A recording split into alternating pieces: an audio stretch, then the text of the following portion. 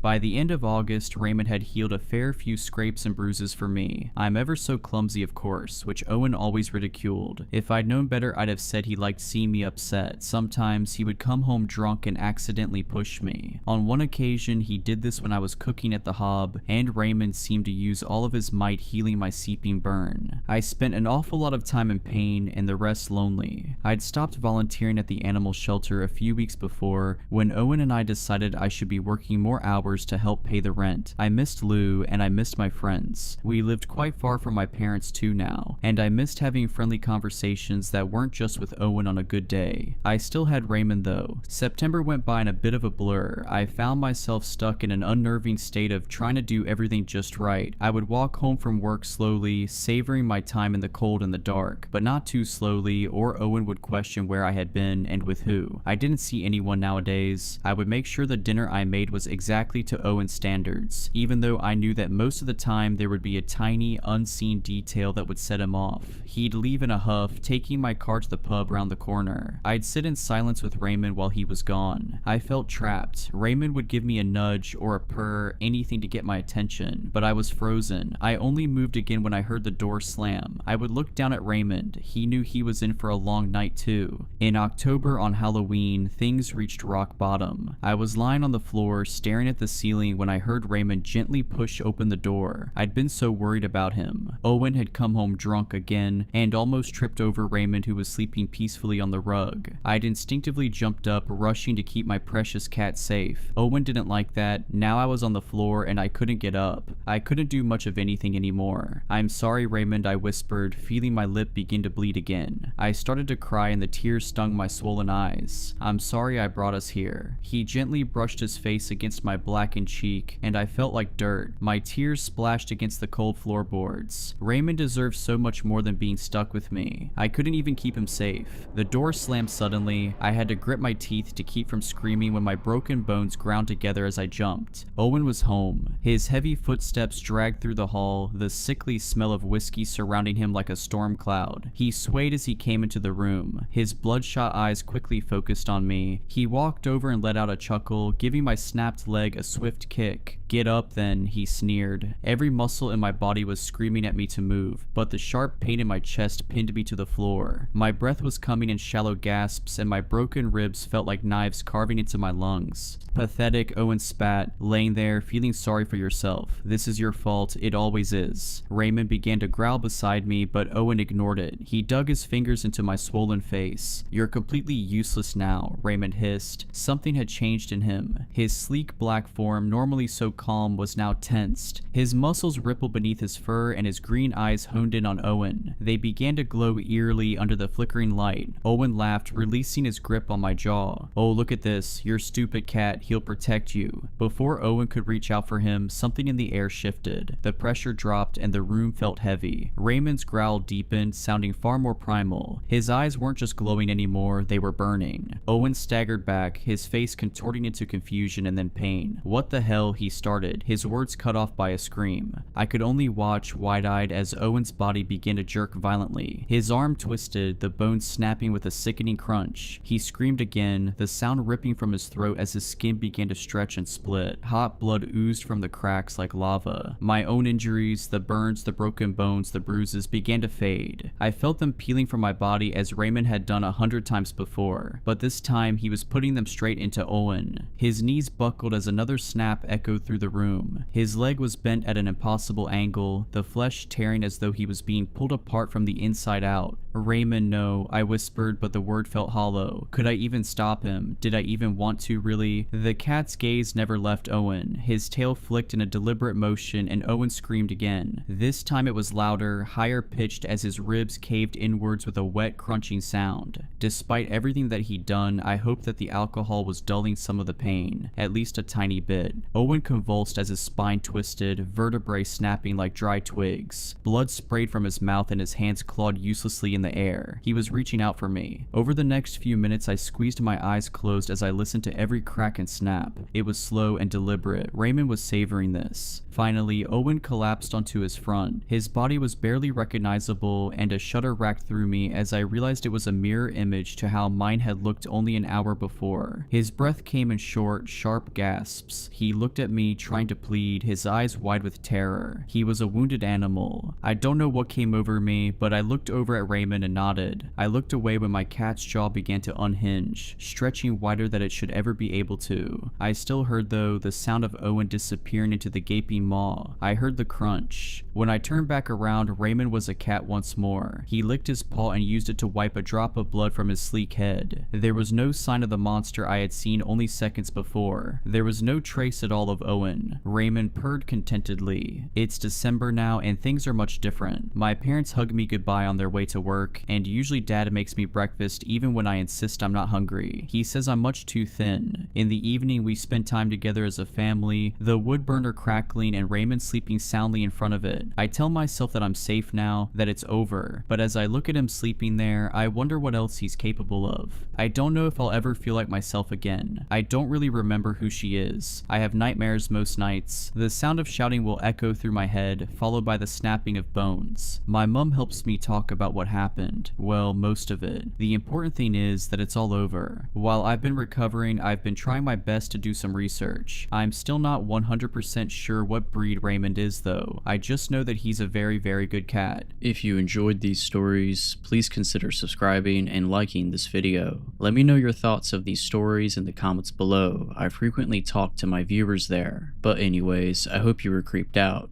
Just kidding. Stay safe.